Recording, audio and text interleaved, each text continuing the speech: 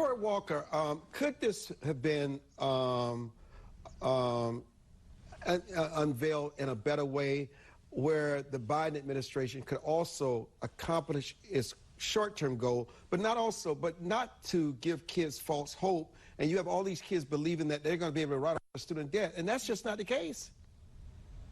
Yeah, I think that the Biden administration, as said here before, rolled this out in a way that was pretty emotional, but also wasn't necessarily planned correctly. I think most people that have been paying attention to this could say that it wasn't necessarily done in the most thorough way, right? So you gave a lot of, I mean, if you're going to do this, you have to understand that, like, it's controversial, particularly among the right.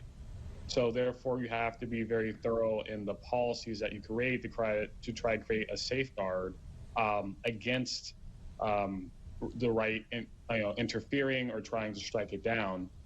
Biden administration didn't do this. It almost is like they announced this for the sake of maybe getting a poll bump, or maybe they announced it because he was like in the middle of a long streak of policy wins and he wanted to strike their notch his belt. But I think, unfortunately, because of the fact they didn't do their due diligence in trying to make it to safeguard it against right-wing attacks, it does seem that a large segment of our youth are being fed false hope, because a lot of people are not going to be able to wrap their student loans. And quite frankly, since they're trying to sue this to the Supreme Court, it's on very tenuous grounds. We don't know if this is going to stand. Corey, I mean, you've been inside the classroom. You've been on both sides.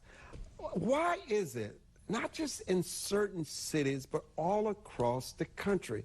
And it's just not brown and black kids. We were just in Maine recently, and I was stunned when I was sitting in a meeting with some of the top business people in that state, and they have the same educational challenges.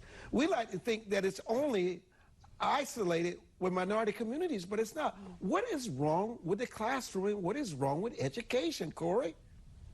Well, it's a very complicated question. I think it's a controversial topic, depending on who you ask. There's some people who believe, and it's controversial to talk about genetics, that there's, a genetic component to it.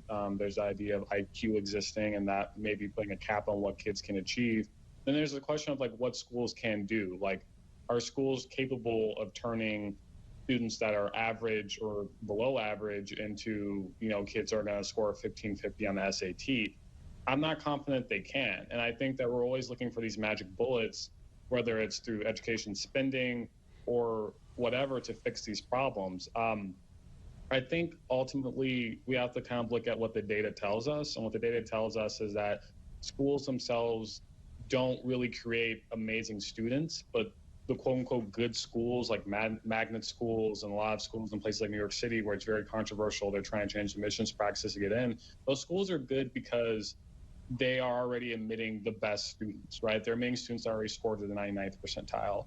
So if we talk about what we can do, I think that, obviously maybe spending some more money to making sure kids, obviously all their fundamental stuff in terms of food are taken care of, in terms of having a stable home life is taken care of, making sure that fathers are staying in their homes. These are things outside of education. Mm-hmm. But I think if you want to improve things like, math and reading ability, you may be better off encouraging parents to take a more active role in that.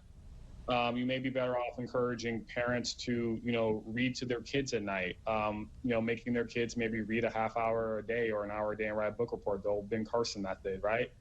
When I grew up, I was always 2 years ahead of math, the rest of my classmates, but that's because my mom had me personally doing outside of class work, our own curriculum, in which if I was in 5th grade, I was doing the 7th grade math workbook, right?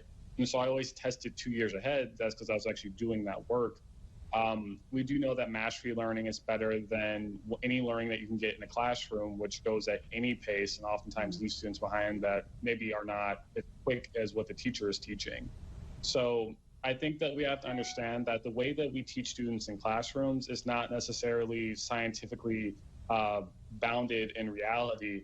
As in terms of what we know works for students. So I think we may be better off, trying to empower parents more and encouraging parents to take a more active role in their kids' education rather than expecting schools to be a magic bullet. How do you balance out the violence and the disrespect and the unruliness that sometimes happens in the classroom?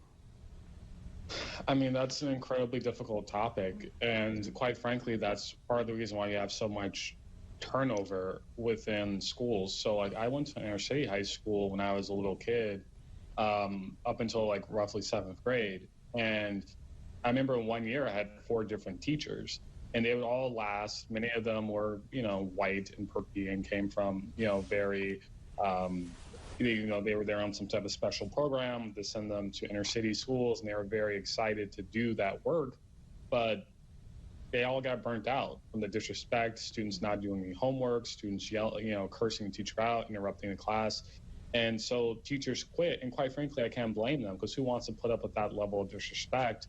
You're not getting paid enough to do that.